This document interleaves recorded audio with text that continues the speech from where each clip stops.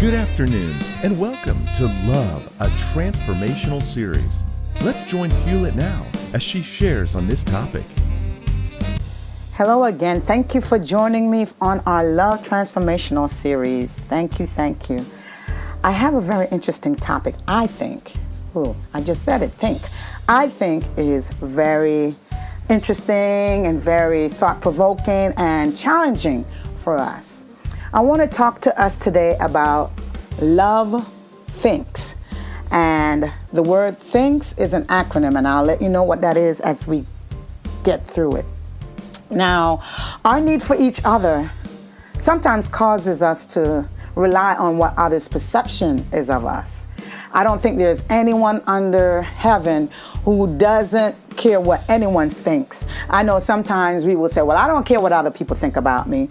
But in reality, we really do, or else we wouldn't do some of the things we do. We wouldn't dress a certain way. We wouldn't act a certain way. We wouldn't talk a certain way. Because oftentimes we are looking to impress, to be thought well of, and so forth and so on. So we do care what others' perception is of us.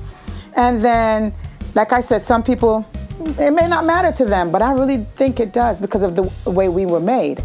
We are people of influence. We are people that are impacted by others' actions. We often formulate our own self-worth or own self-perception, what we think of ourselves, sometimes based upon the experiences we've had with others. So everyone wants to be seen in a good light.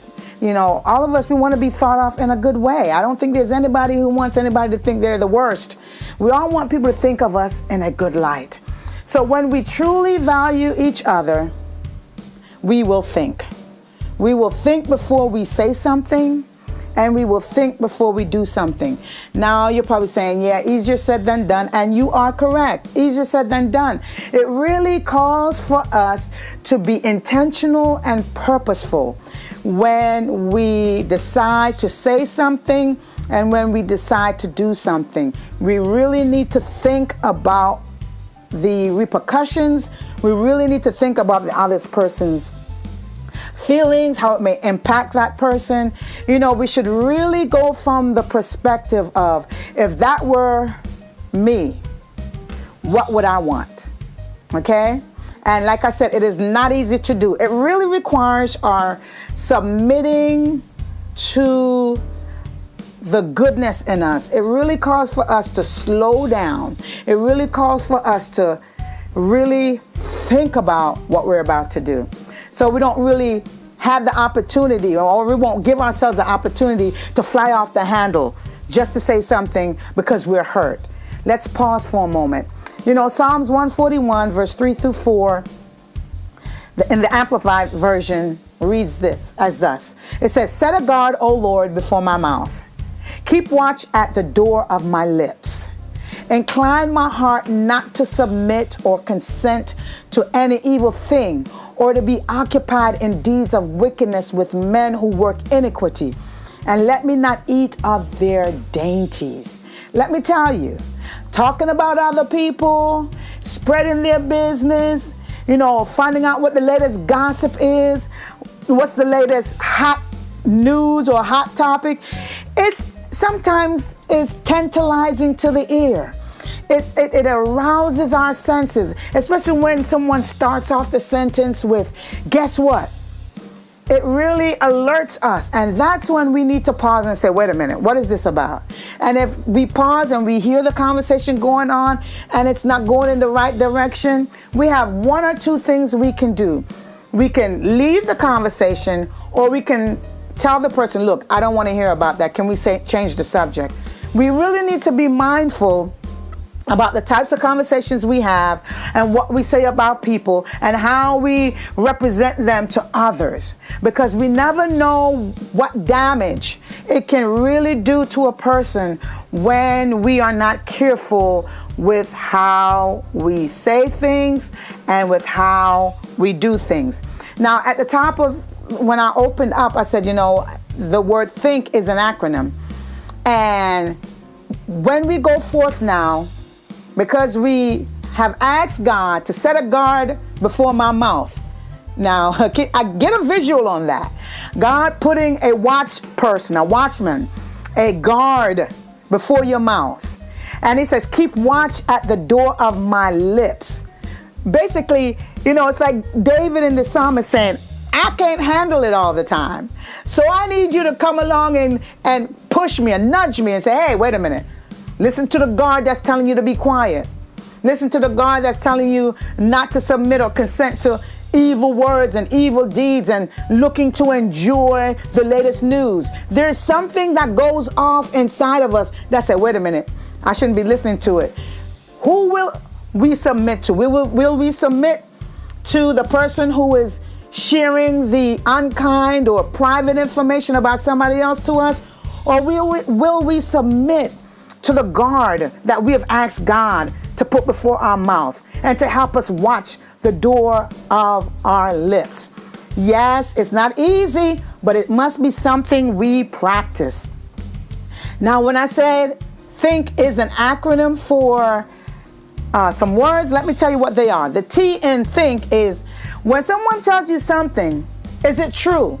Before you even repeat it, think about it. Is it true? That's the T in think. The H is it helpful? Will it benefit the hearer? Will it benefit me by sharing it? The I in think is it inspiring? Is it going to motivate? Is it going to empower? Is it going to equip the person? Are they going to leave my presence feeling much better than when they came? The N in think is it necessary? Is it really necessary for me to tell you about so-and-so? Is it really necessary for me to respond to that comment? Because I know if I do, it's going to cause greater issue. Is it really necessary for me to do that? And then the K in think is it kind? Is it really blessing? Is it really going to benefit the person that I'm speaking to? Is it going to be let the person who I'm speaking of look well to the other person I'm talking to? Let us think. So the word think is really allowing us to pause and to say, you know what? I need to think if this is really true, if it's helpful, is it inspiring, is it necessary, and is it kind? If we really begin to practice that, we will begin to sow seeds of goodness in the earth. If at all any of the letters in think is missing, then we can't say or do anything. All right? We can't really think because you can't spell the word think without the K. You can't spell the word think without the I. You can't spell the word think without the T. So you know what? We have to make sure all the letters are there. When the temptation is there to gossip, when the temptation is there to give somebody a piece of your mind because you're really boiling hot right now, I think it's the time for us to pause. We really need to think.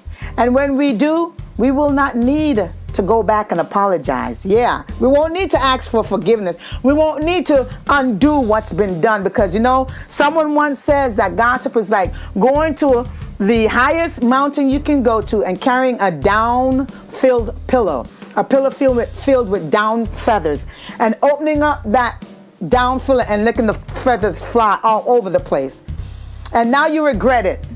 Because we've gossiped, we've talked evil, we've done wicked things, as the scripture says. We've eaten of its dainties. And now we regret it and we want to take it back.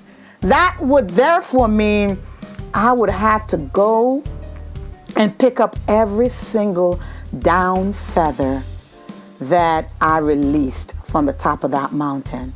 And is that possible? No, that is not possible. So let's think. Let's ask God to forgive us for the times we did not think. Because you know what love does? Love thinks.